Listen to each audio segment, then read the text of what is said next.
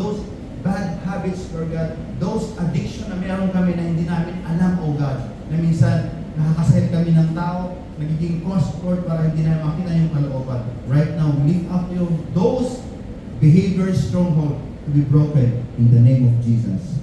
Amen. According to psychologists said that 21 days you can form a new habit.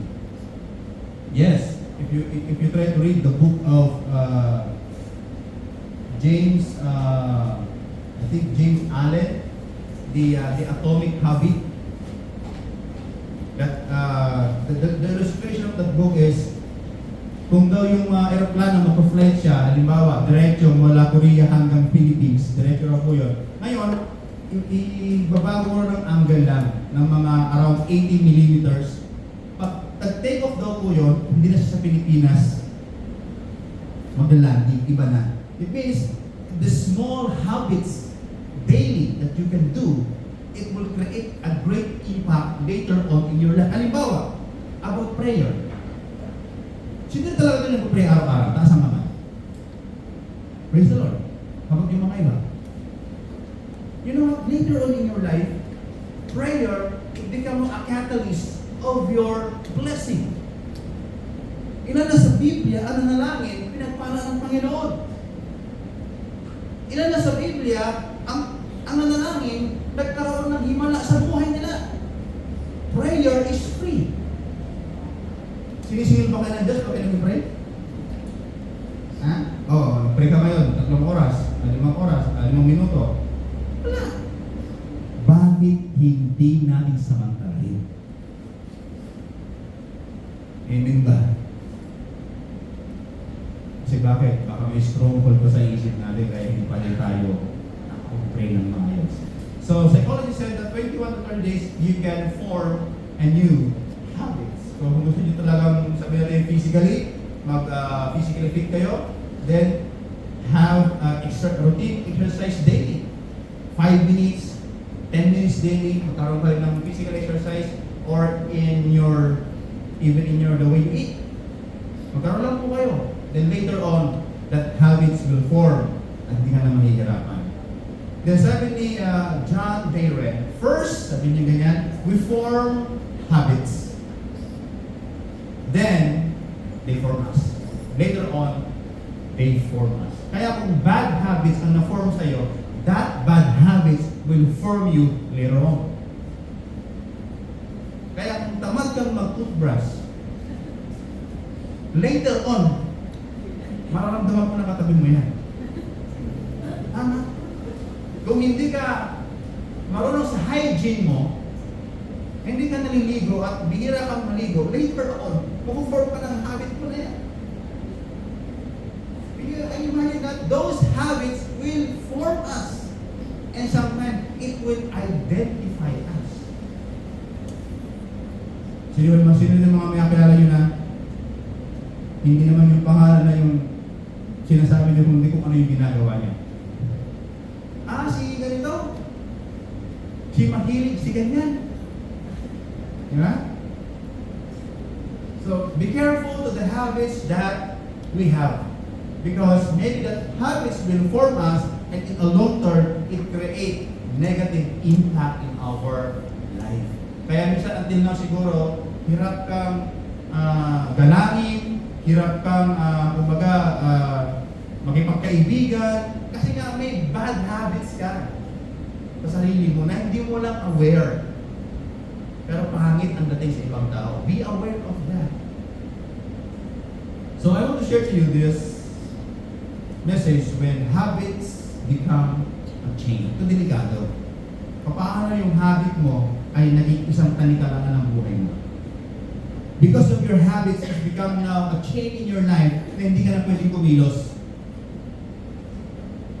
And unknowingly, these habits sometimes are invisible. Maybe kumingiti ka ngayon, maybe naatas ka ng kamay, but spiritually, kulong ka na sa buhay mo. Kung i-dissect lang yung spiritual natin, ano kaya ang makikita? Baka punong-puno ng mga chain ang buhay natin. Yung puso mo kulong na sa isang nakaraan na hindi pa nahihil until now. Kailangan niya mag-break sa mga oras na ito. Amen? Gusto niyo ba? Yun? Gusto niyo magkaroon ng breakthrough? Dali natin sa harapan ng Panginoon. So, open our Bible in Romans chapter 7, verse 15 and 21.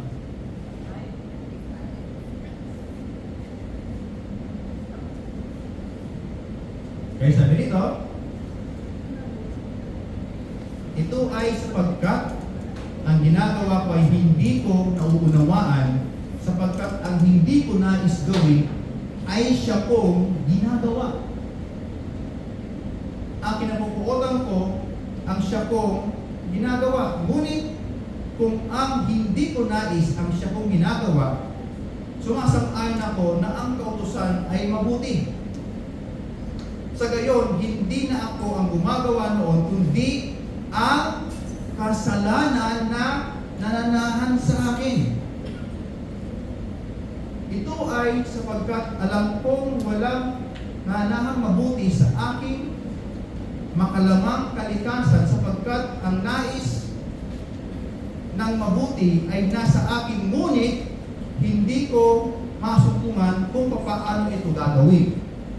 Ito ay sapagkat ang mabuti na ninanais kong gawin ay hindi ko magawa, ang kasamaan na hindi ko hinahangad gawin ay siya kong nagagawa. Ngunit kung patuloy ko ginagawa ang hindi ko nais, hindi ako gumagawa noon, kundi ang makasalanan nabubuhay sa akin. Naintindihan niyo po ba yung sinasabi ng Bible? Di ba? Parang ang gulo niya, di ba? Ang gulo niya, di ba? Okay, tingnan po natin.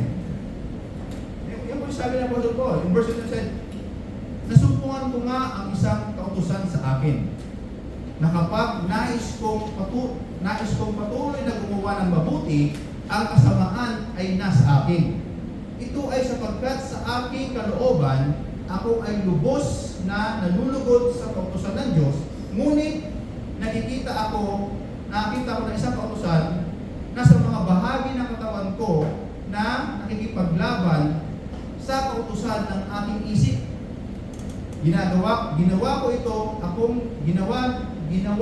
akong bilanggo ng kautusan ng kasalanan na nasa mga bahagi ng katawan ko. O sino ang taong abang-aba? Sino ang makapagligtas sa akin sa katawang ito na patungo kamatayan? Nagpapasalamat ako sa Diyos na sa pamamagitan ni Jesucristo na ating Panginoon. Praise the Lord, no? So, ito po mga kapatid, si Apostle Paul, dito po, nireveal niya ang kanyang katunayan, kanyang experience bilang isang Kristiyano. So, kumbaga, let us see Apostle Paul as a typical Christian. Although he is a super apostle, ginamit siya ng Panginoon para ipahalaganap ang salita ng Panginoon sa kapanahunan niya sa Southeast Asia, pero sa gitna ng paggamit ng Diyos sa kanya, there is a force inside of Apostle Paul na hindi niya pwedeng itanggi. Na sinasabi niya, gusto niya gumawa ng mabuti, kaso nga lang, ang nagagawa niya ay yung hindi mabuti. There is a force inside of me na nagtutulak sa akin para gawin ko ang hindi mo gusto. Mr. Patar, nasa niyo yan? Gusto niyo mag-church pero ayaw niyo? Di ba yung kanta? Yeah, gusto ko bumait pero di ko magawa. Gusto ko bumait pero di ko magawa. Sa tao ang gawa na sa Diyos ang tao. Di ba? Totoo yun. It is a reality because Apostle Paul itself, nakita niya, mayroon siya tinatawag na stronghold sa kanyang buhay. At nahihirapan siya. And you know what? He found the cure. He found the solution. Ano sabi niya ron? Salamat na lang kay Jesus. So it means, if Apostle Paul made it, through our Lord Jesus Christ, all of us right now here in this place, magagawa rin natin sa harapan ng Panginoon. Amen po ba? Yes! Ito yung solusyon. Kaya huwag po tayong matakot. Christ is here. Christ is with us. So, Christ came not only to forgive sin, but to break the cycle of sin. Hindi ka lang para iligtas ng Panginoon, hindi ka lang parang dalhin sa langit, kundi yung kasalanan na nananahan sa'yo, na yung kasalanan na kung saan namumungad sa buhay mo, na ikaw, na siya yung kumikilos sa'yo para ilayo sa Diyos, puputulin niya ng Diyos, babasagin niya ng Diyos, kung willing ka. Amen ba? If you're willing to lay down everything into the feet of our Lord Jesus Christ. Sabi ng Apostol Pablo sa kanyang salita, in Romans chapter 7 verse 15 and 19, hindi ko nauunawaan ang aking sarili. Sino minsan naging ganyan na sa buhay? Ha? Dumaan na ba kayo sa ganitong estado na kayo mismo hindi nyo naintindihan ang inyong sarili? Kaya kung hindi nyo naiintindihan ang inyong sarili, how much more pa kaya yung mga tao nakapalibot sa inyo? Di ba? Ikaw lang mismo nito eh. Sino ba ako? Ano ba ako? Ano ba gagawin ko? Di how much more yung mga tao na sa paligid mo? Kaya nga siguro tayo mga kaaway kasi bakit? Hindi mo maintindihan yung sarili mo, hindi ka nila maintindihan, nag-aaway na kayo. Di ba? That's the reason. Sabi ng Apostol Paul, hindi ko maunawaan ang aking sarili sapagkat hindi ko ginagawa ang gusto mo. Sa halip, ang kinasusuklaman ko, ang siya kong ginagawa. After you done a thing, then the regret comes. Naalala ko yung seminar namin on True Love Waits, hindi ko makalimutan yung a moment of pleasure is a lifetime regret. So nung hinaya, sana hindi ko na ginawa. Sana nagpakatag ako, sana nahingin ito ako. So sabi ko sa Paul, don't worry, yan din yung nararamdaman ako sa Panginoon. Ngayon, kung ginagawa ko ang hindi ko gusto, nangangahulugan, sumasang-ayon ako na mabuti ang kautusan. Kung sa gayon hindi ako may gagawa nito, kundi ang kasalanang naninirahan sa akin, nabi na ko sa Paul.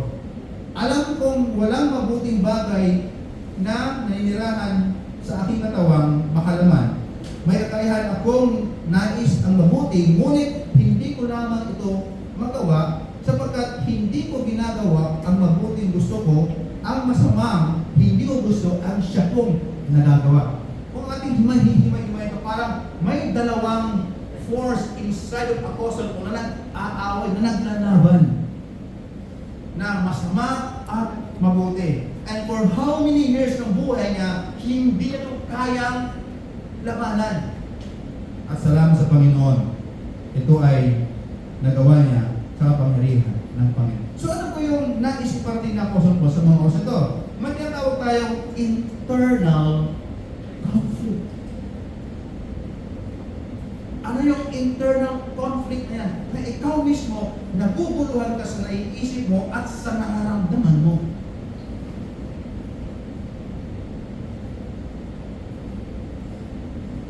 Hindi mo alam kung gagawin mo ba o hindi.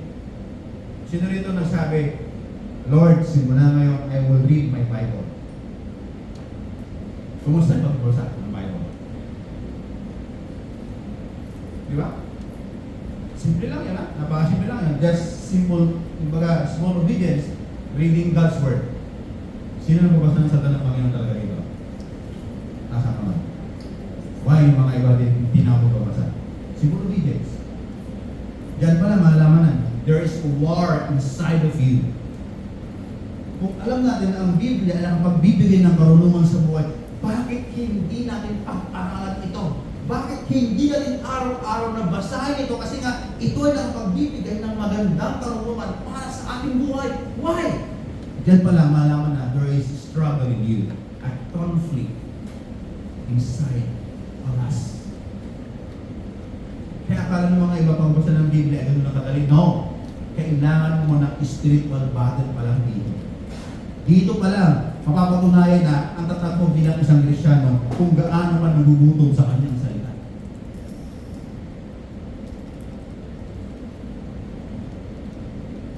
Pero marami sabi ko sila Kristyano.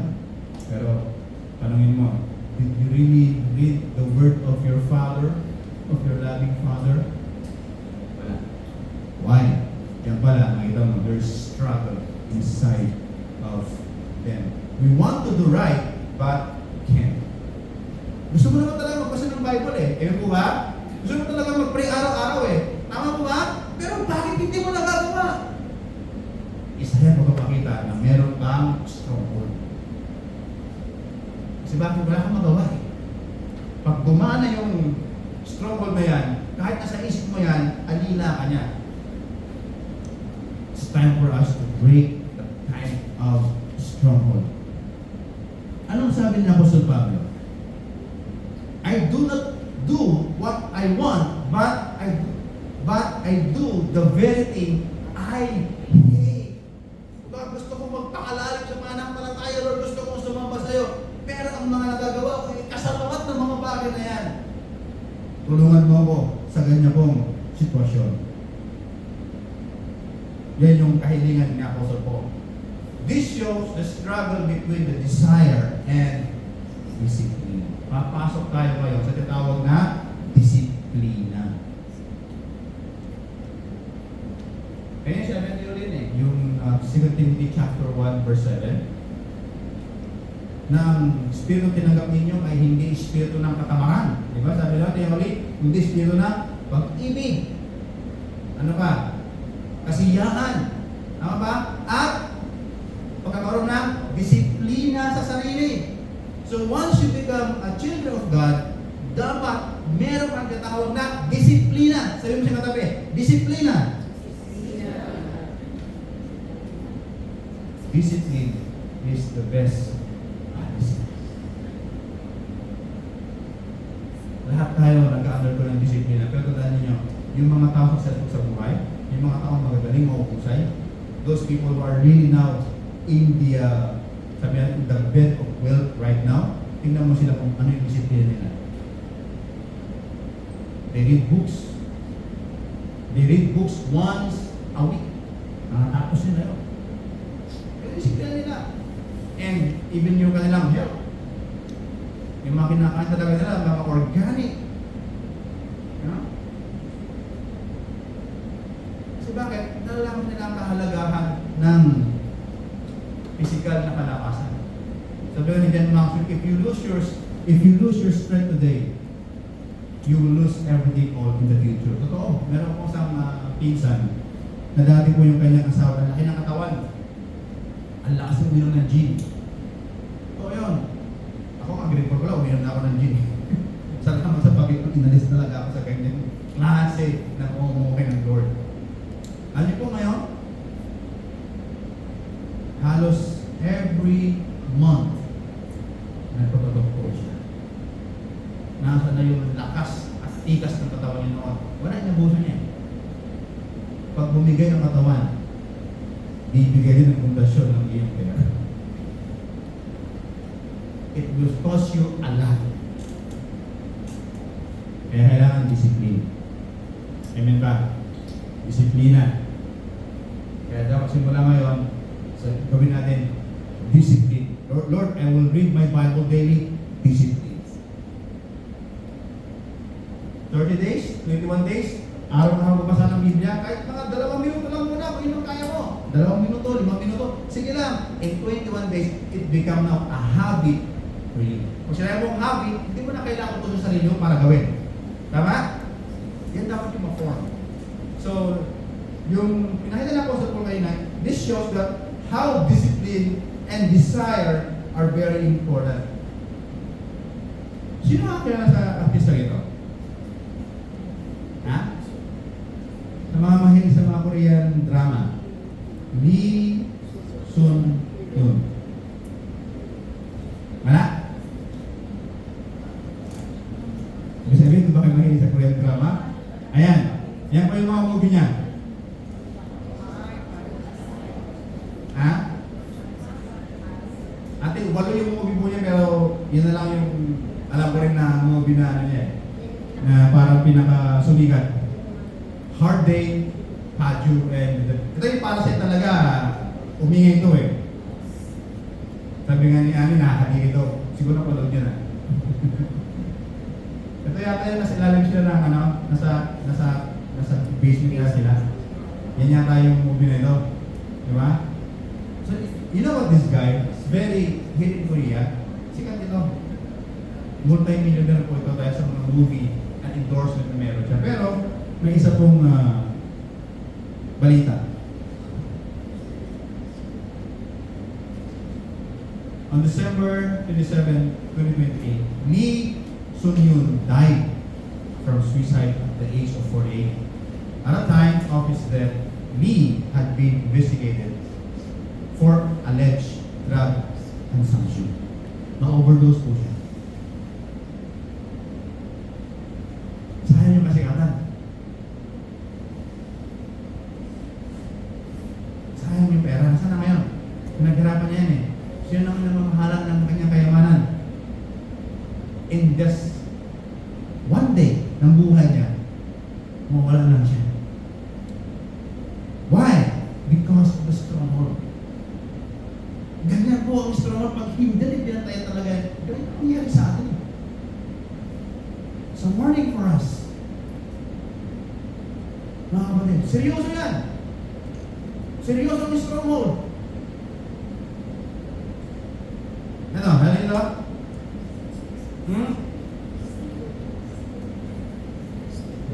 Si Steve Bing. Sino ba siya?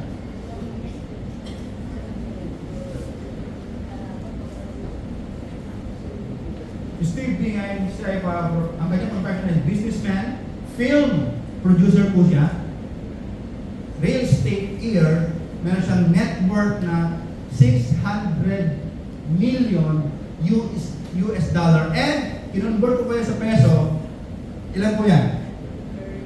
Approximate 33 billion 892 million 560,600. Guys, this guy is brilliant.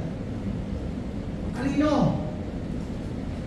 Producer siya eh. Sa film producer. Malayo ang agwat niya sa atin mga kapatid. No? Kung isusukatin lamang yung naabot niya sa larangan ng industry sa atin, napakalayo ng agwat niya. Pero what happened to this guy? Suffered from depression. His fortune,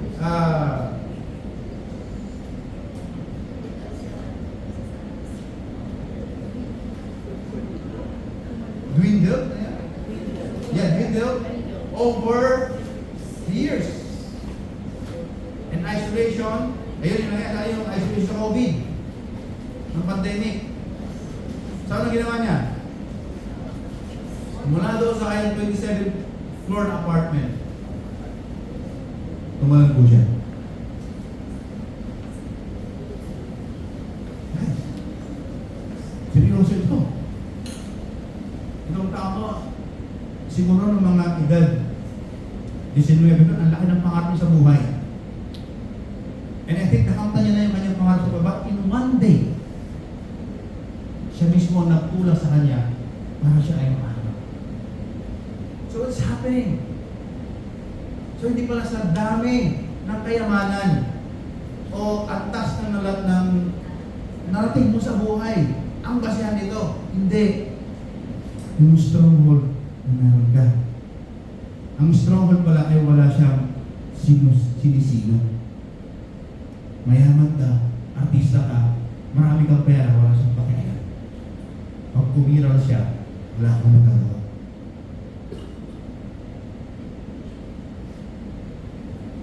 Ang sabi sa 2 Timothy chapter 2 verse 7, For God has given us the spirit of timidity, but the spirit of power, of love, and self-discipline. Ang galing yun ba si Anatoly?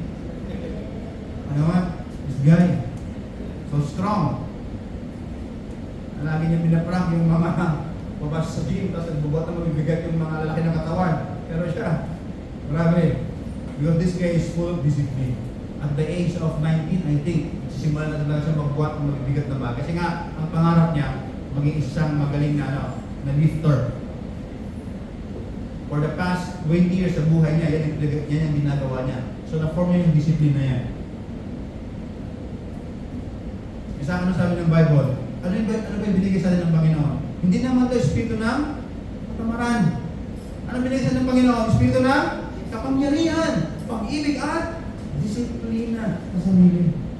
Kaya mga kapatid, I want to remind you that the Spirit that God given you is power, love, and self-discipline.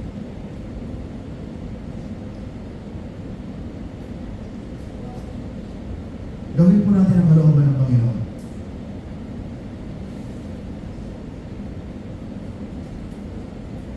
Stronghold are evidence of a divided heart. One pulled toward God and one toward sin. Yung stronghold para sa ebidensya ito ng hindi buong pag-submit sa Panginoon.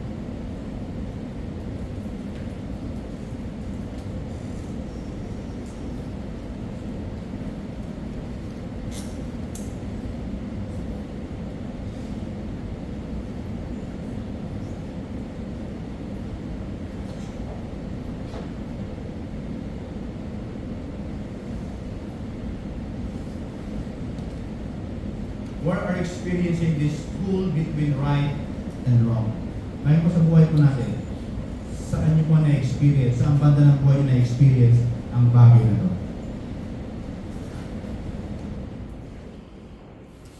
Ay, salamat. Inuulit.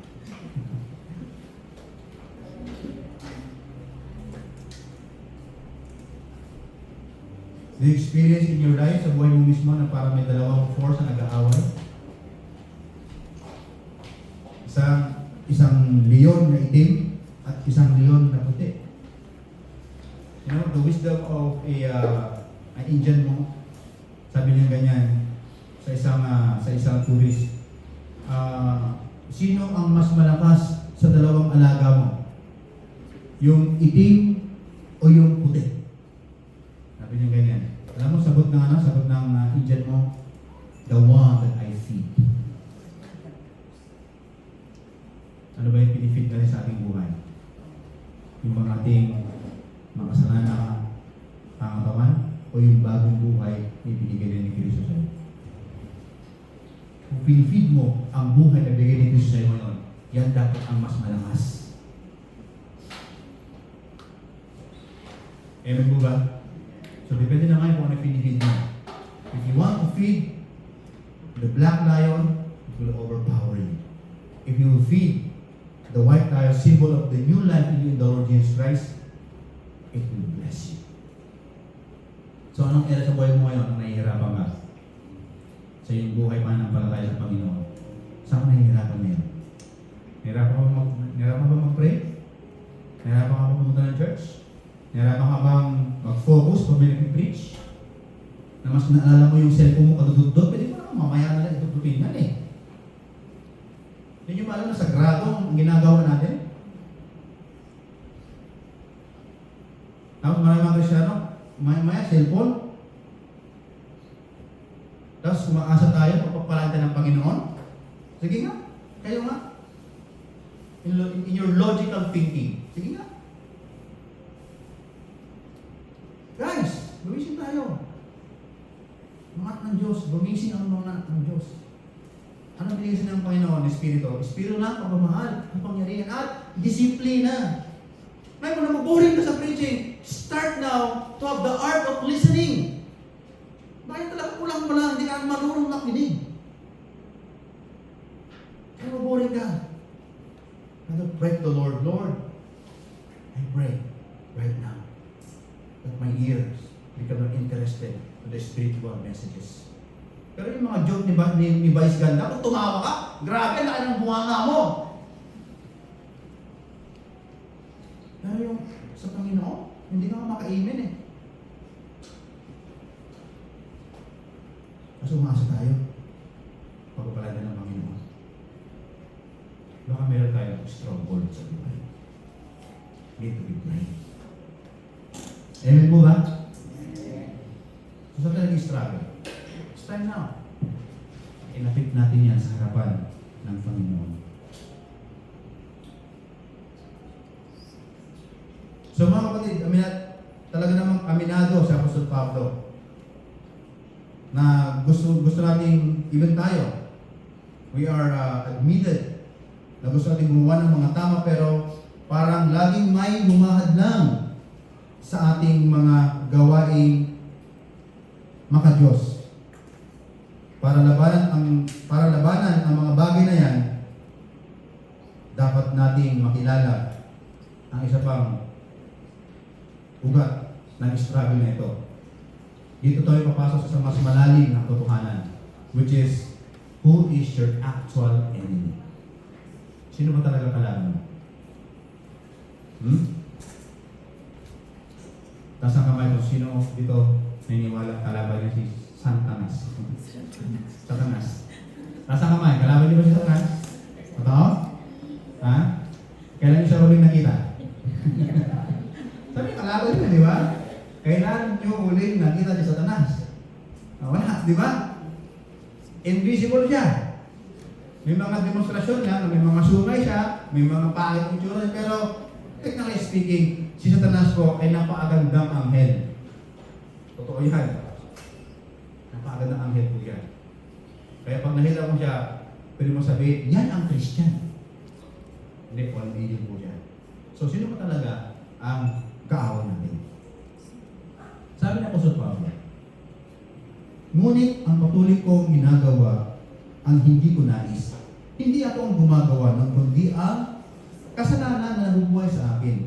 Nasubukan ko nga ang isang kautusan sa akin na kapag nais kong patuloy na gumawa ng mabuti, ang kasamaan ay nasa akin. Ito ay sapagkat sa aking kalooban, ako ay lubos na nalulugod sa kautusan ng Diyos, ngunit nakikita ako ng ibang kautusan sa mga bahagi ng ating katawan ko na nakikipaglaban sa kautusan ng aking isip.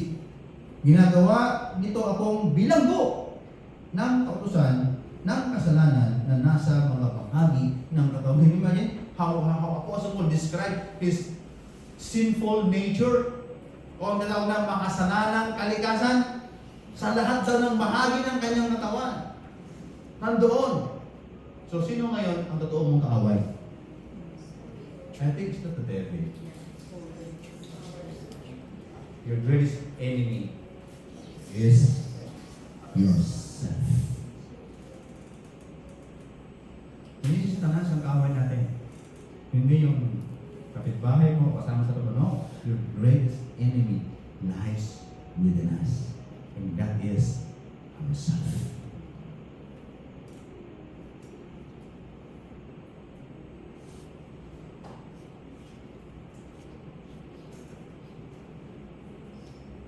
Sometimes the hardest person to forgive is yourself. And the most dangerous enemy is the voice in your head.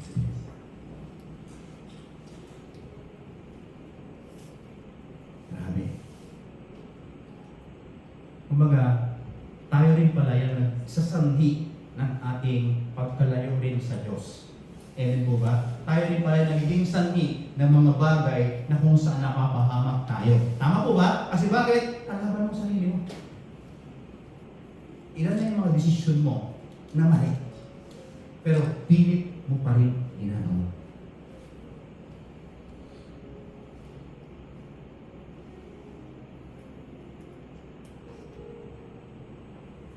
Tanong mo sa inyo. Sa gitna ng nangyari sa inyong sarili, kayo lang dalawa. Ako, 44 years old na ako.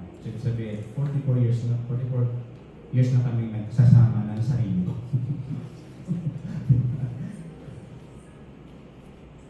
Tanong mo sa inyo, ngayon po yung mga Kristiyano tayo, meron tayo kaalaman sa Panginoon.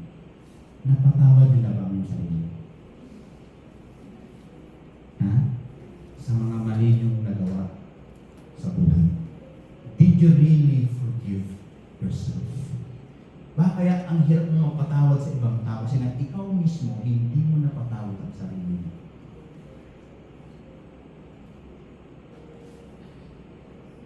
Kaya until now, ganyan pa rin ang pag-uugali natin kasi nga, hindi mo napatawad ang sarili. That's the very hard part. I will give you 5 steps. Hindi ko sana ilalagay ito, pero sabi ko, mahaba. Sabi ko lang mo kailangan. I will give you 5 steps on how you forgive yourself. Okay? How to forgive yourself. Paano papatawarin mismo ang sarili mo? Number 1 is acknowledge what happened. Huwag natin i-deny. Don't deny the situation, what has happened. Face the mistake or the hurt you caused or experience. Denial delays healing. Mahirap mabuhay po sa denial moment. Kasi sabi mo Kristiyano ka, pero totoo hindi ka talaga Kristiyano. Sabi mo malalim ka kay Lord, totoo hindi ka talaga malalim kay Lord. Aminin natin. Lord, totoo hindi talaga ako itong Kristiyano kasi bakit? Hindi nga ako makapag-diretso ng isang buwan na magsimba. Aminin mo yung sarili mo sa harapan ng Diyos. Sabi mo, Lord, hindi ko pa nababasa yung salita eh. So ano yung grounds na to claim that we are a Christian kung hindi mo alam ang salita ng Panginoon? Nakikipagtaas ka lang. Ibang araw yung nakikipag-participate ka lang sa church gathering, pero iba yung nakikipag-sharing ka. Magkaiba po yun. Many people, they are participating, nakikipag-participate sila sa gawain lang, kasama sila every Sunday, pero iba yung nag-share ka. Why? Because sharing is your Christ experience to the Lord na sa mga kasama natin sa church. Iba yun. Maybe you are in the ministry, nag-participate ka, pero hindi ka talaga nag-share sa nais ng Panginoon. Just like what happened to sa Ananias and Sapphira. They are in the church. Nag-participate sila. Nagbenta sila ng ari-arian. Pero at the end of the day, hindi naman talaga nila ginawa ang kalooban ng Panginoon. But they are there. Nandun sila. Di ba? Kaya nga, i-acknowledge natin. Eto, mga kapatid, write it down if it helps. Mamaya, sa inyo. Ito, sarili nito ha. I'm just giving you lang the awareness. Mamaya, kung gaano kayo ito sa sarili nyo, be honest, not first. Sabihin mo sa sarili mo, Lord, totoo lang. Totoo talaga. Sinasabi mo Kristiyano ako, pero hindi naman talaga ako mag-pray. Hindi talaga ako nagbasa ng Biblia. Hindi ako kumali ng mga discipleship eh. Hindi ako nakikinig sa mga tao eh.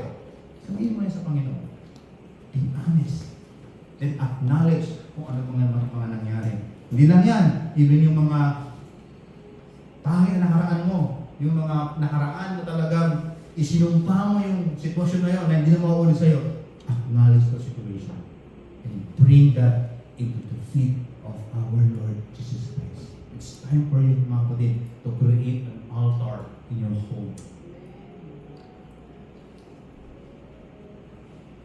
Mas powerful kasi ang personal at ang private.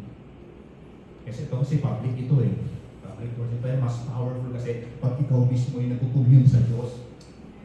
Ikaw mismo nakipag-usap sa Panginoon. Talaga nakadibang sa Lord. Grabe ako. Pwede ba tulungan niyo ako? Naalisin mo sa ito sitwasyon. Acknowledge what happened. Don't defend yourself. And don't be too harsh also to yourself. Next is own your responsibility.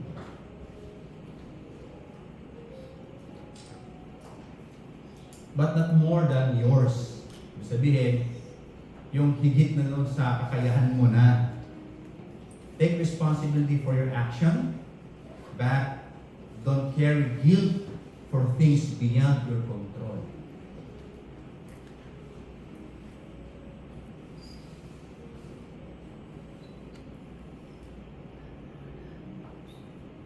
Halimbawa, may kaibigan kayong humingi ng tulong, hindi nabigyan kasi walang-wala kayo.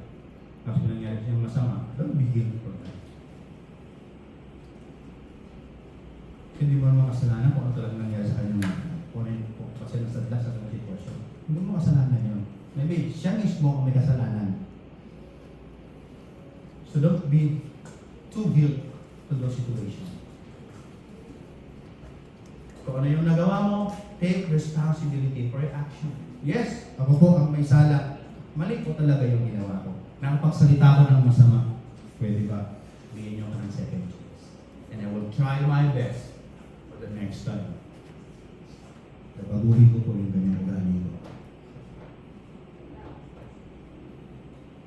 How about take chance to yourself?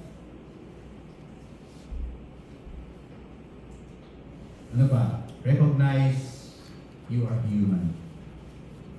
Okay?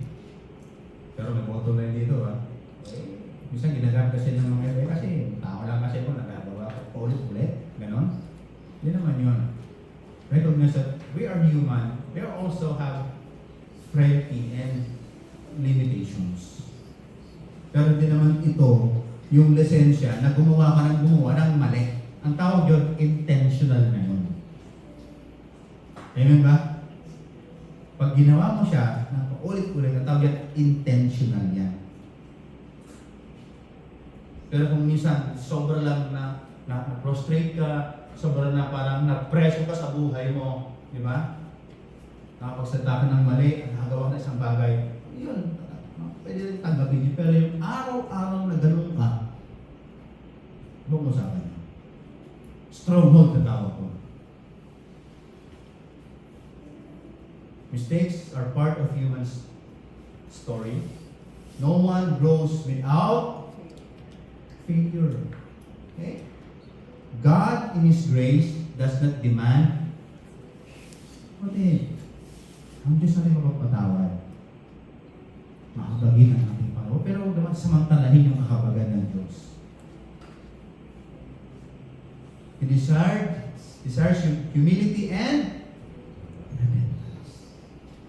Ang sabi sa Romans chapter 8 verse 1, therefore, there is now no condemnation for those who are in Christ Jesus. Recognize that we are kamali tayo. Kaya nga sa church, ano sabi ng Panginoon, magmahalan tayo di ba? Ang pag-ibig ng Panginoon. Because love covers, pero hindi naman yung pag-ibig na yan ay nagkukundo ng kasalanan. No, hindi yun.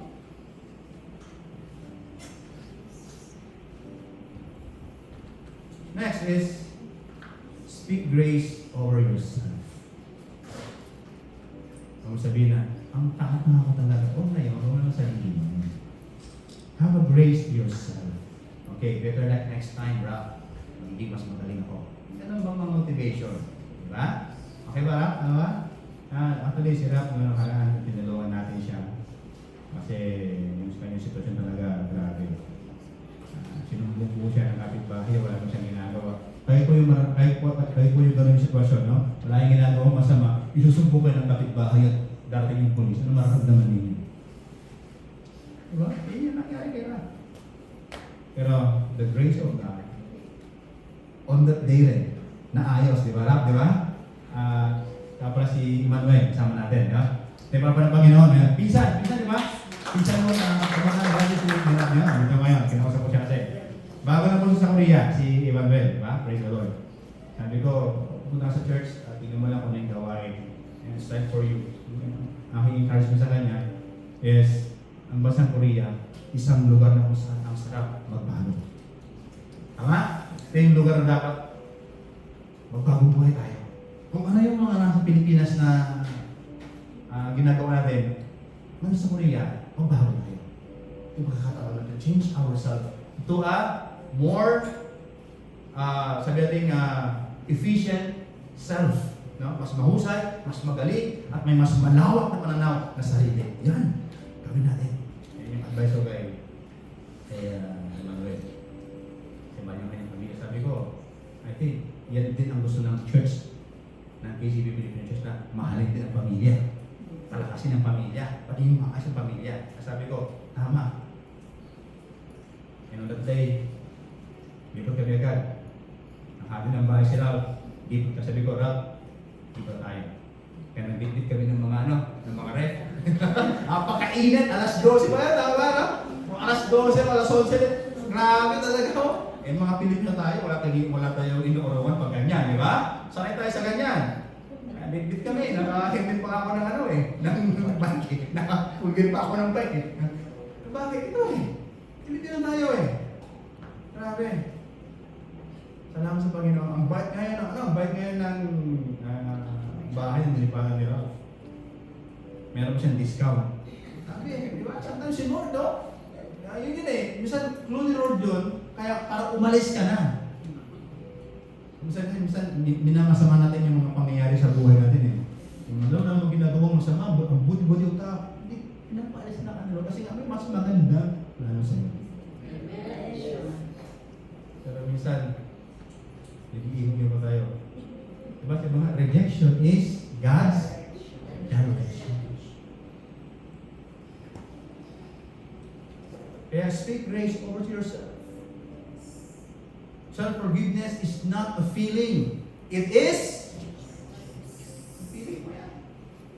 Sabi, ikaw din pala ang nakakahanap ng sarili mong solusyon. Kaya nga, your greatest enemy is not Satan. Hindi yung mga tao na kapaligid sa'yo, kundi yung sarili mo mismo.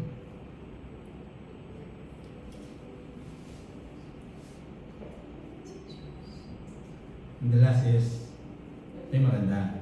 Learn and grow. Huwag pa ulit-ulit.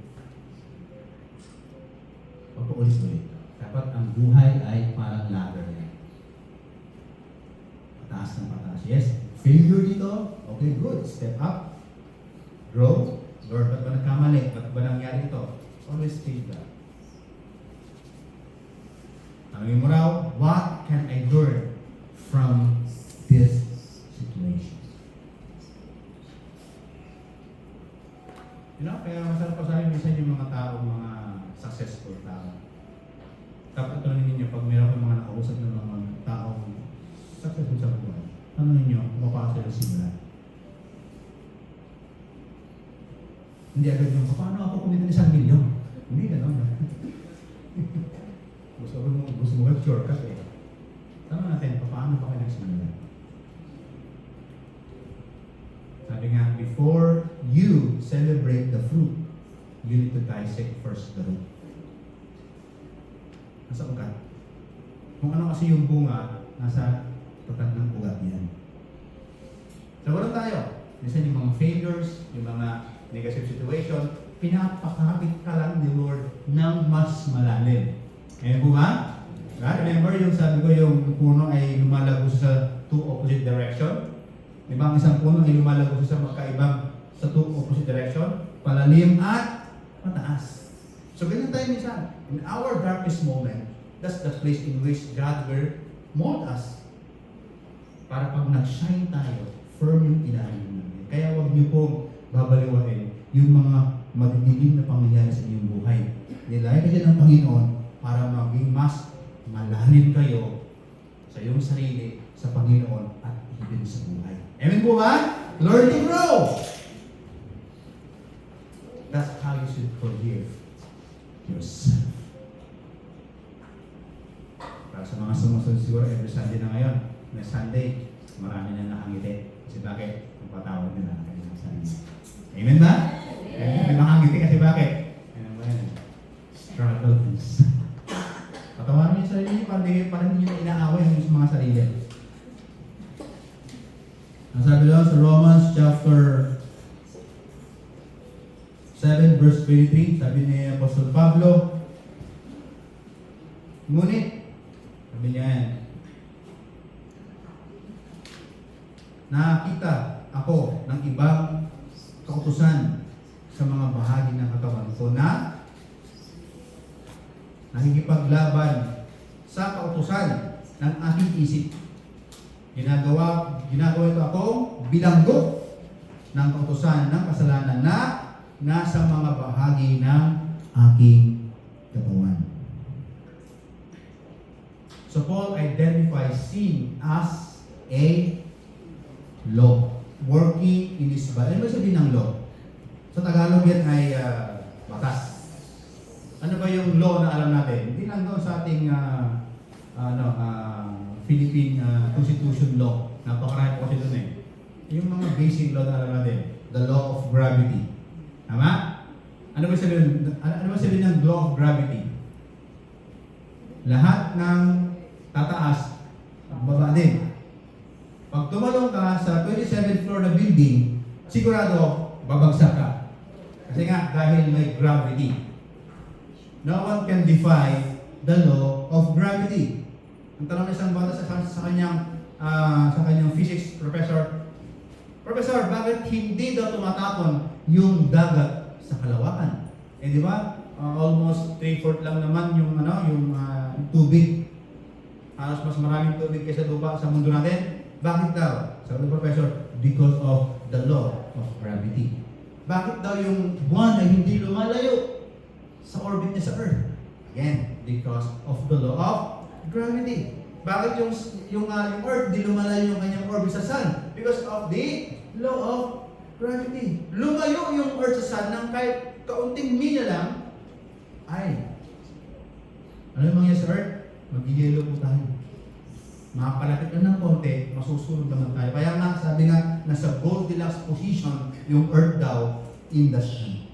Sabi natin ng mga scientists. So the law of sin, sabi niya, pag sinabing law, yung pwedeng ano yan, tibagin. Kaya nga yung mga law enforcer, di ba, nagmumotor ka, stoplight, dumiretso ka, nakita ka ng law enforcer, aba, titigita ka, whether you like it or not. Beating the red light. So sometimes, sabi ng Apostle Paul, there is law inside of me na hindi ko kayang talunin. So, Apostle Paul, sin identified as a law sa kanyang katawan. So, it's not just about the action. It is about who is ruling our life. So, hindi dahil sa mayroon kang sinasabi nating bad habits, mga behavior stronghold, hindi yun ang problema. Ang tanong, sino ba talaga ang nag-rule sa buhay mo? Who is ruling in your life? Is Jesus or the enemy?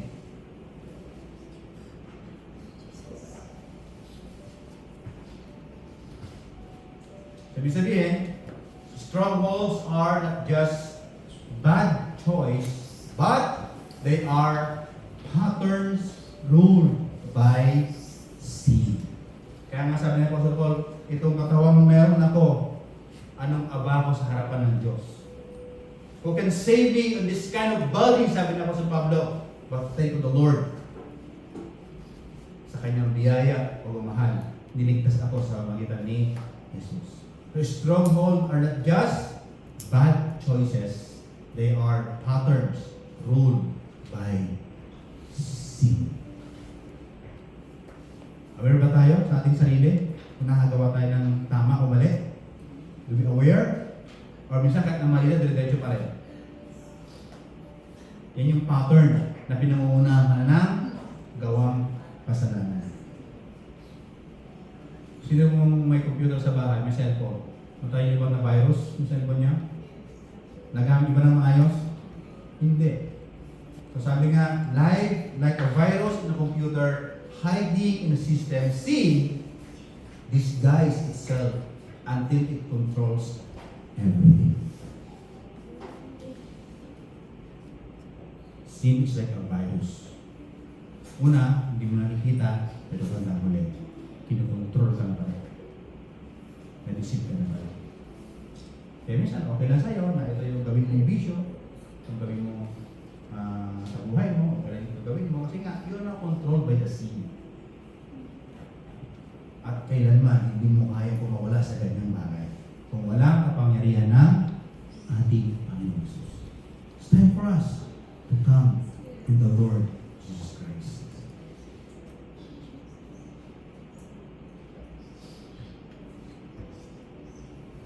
So alam mo kung bakit paulit-ulit ang struggle mo? Kasi ang kalaban, hindi ang nasa paligid, kundi nasa loob natin. Sin is not just something we do, it's something that lives in us.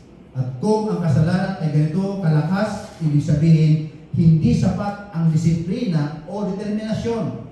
Kailangan natin ng tagapagligtas. Kailangan natin ng rescuer. At dito papasok ang pinakamagandang balita. The solution is no other than Jesus, the rescuer. Praise the Lord. Meron tayong tagapagligtas, di ba? Tagapagtanggol. Ang Panginoon Jesus. In Romans chapter 7 verse 21, said, "Oh," sabi niya ganyan, Ako ay taong abang-aba. Sino ang magliligtas sa akin sa katawang ito na gumagawa patungong kamatayan? Napapasalamat ako sa Diyos sa pamamagitan ni Jesucristo na ating Panginoon. Kaya nga ako sa aking sarili ay naglilingkod sa kautusan ng Diyos sa aking isipan, ngunit sa aking makalamang kalikasan naglilingkod ako sa kautusan ng kasalanan. The only way Apostle Paul discovered personally sa kanyang buhay para siya'y makalaya sa kanyang gawa ng kasalanan sa kanyang buhay, isa ang kanyang napatunayan na si Jesus ang kanyang tagapagligtas at ang si Jesus ang kanyang tagapagtanggol at nakalaya siya sa gawa ng kasalanan na ito. Kaya sabi ng Bible, those who believe in Him shall not perish but have eternal life. Ang sino man ang pag-isina kay Kristo ay isa ng bagong nilalang. Ang luma na ay wala na, siya ay isang bago na. If anyone is in Christ, is now a new creation, the old has gone and the new has come. Kasi kung nilalaya sa ating makalubang buhay, ang makalubang buhay, dadalhin po tayo sa kamatayan.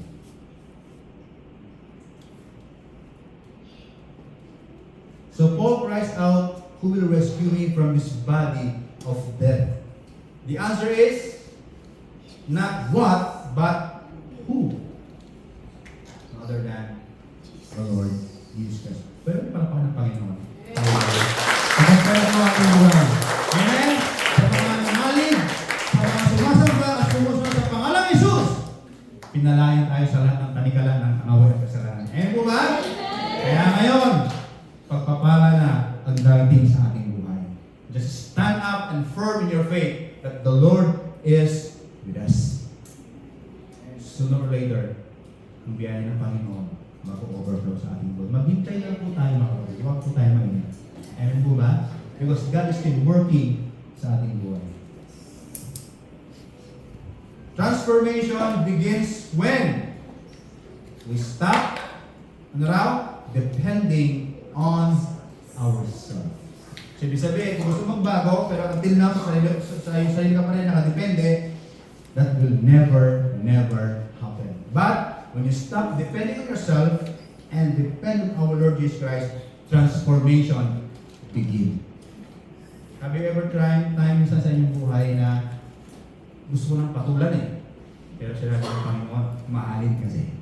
Di ba? Ang tawag doon, you are not depending sa sarili mo. Doon na sa nais ng Diyos na mangyari. If you learn that, you are now on the right side. Keep on doing.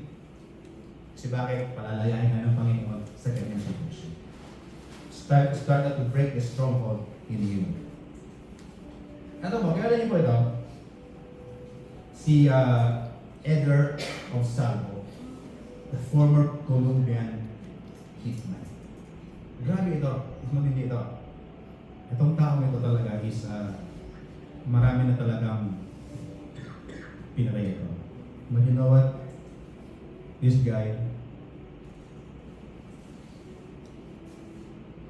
naging isang pastor po siya. That guy became a pastor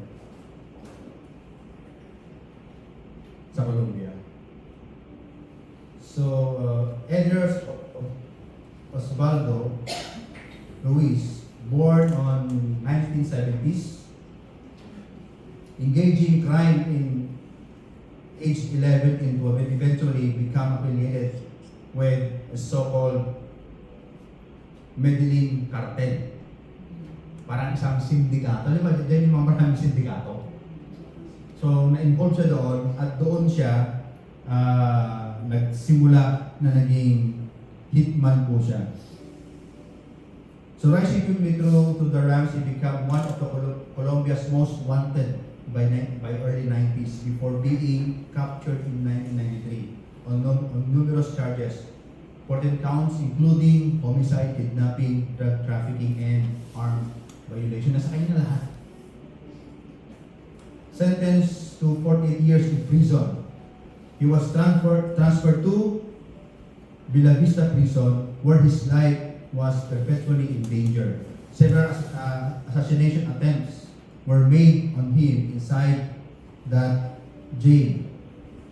But the good thing is, Eder encountered Christian inmates, of some of whom once worked with him. Sabihin, meron siyang kasama noon, pero nagtagpo sila sa loob ng preso. Pero nung nakatagpo niya itong kaibigan niya, Christian. So in late 1996, he experienced the powerful spiritual movement, reportedly hearing a divine voice prompting him to accept Christ, his turning point. So ngayon, today, he served as a pastor and evangelist dedicated to sharing his message of redemption and healing with Colombian prisons behind. Kapatid, itong taong to, kung titignan natin, ang tigasan ng puso nito. Kumbaga, yung pagpatay sa kanya, simple na lang. Pero you know what? Dahil siya ay nagdepende sa kakayahan ng Panginoon, binago siya ng Diyos. At ang pagbago sa kanya ay hindi lang isang pangkaraniwang Kristiyano, kundi naging isa pa siyang pastor. You can search his name in the internet and read paano po siya napag-birth. Kung itong mga tao ito, nagputan na ang kanilang mga buhay, ay ginamit pa ng Panginoon para maging blessing. How much more sa ating mga kaibigan? Kung tayo lang po ay magdidepende at aasa sa biyaya ng Panginoon.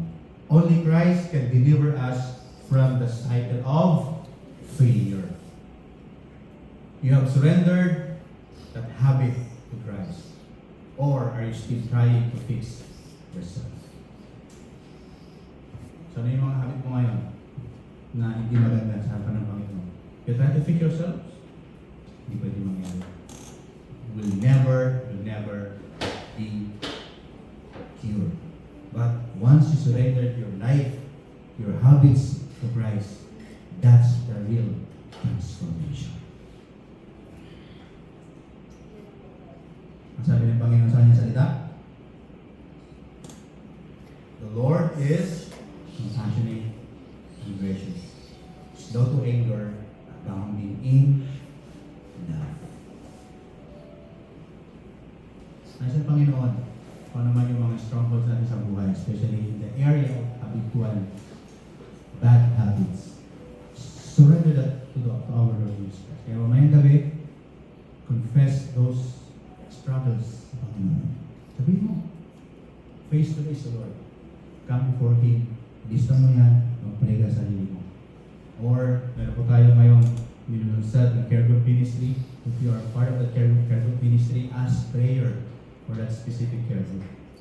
Ito po yung purpose ng ating gawain, na tayo mismo ay magpalakasan sa isa't isa. Kasi bakit? Nakapatid ito lang, hindi natin kaya ang buhay na wala ang Panginoon. Amen. Ating palapalan ng Panginoon. Hallelujah. Let's pray. Panginoon, maraming salamat po sa deklarasyon ng iyong salita. Salamat, Panginoon, dahil may pag-asa po kami sa buhay nito. Yes, Lord, we are messed up for how many times sa buhay po namin. Marami tayong mga pagkakamali, magandang desisyon, hindi maayos sa pangalita, in everything, Lord. Thank you. We found out the truth in our life. That in our Lord Jesus Christ, every chain will be broke in the name of Jesus. Lahat, Panginoon, mga struggle sa amin, Panginoon, basagin mo na, alisin mo na sa pangalan ko ni Jesus. Maybe, Lord, this prayer is just simple, but if we really believe in our hearts, those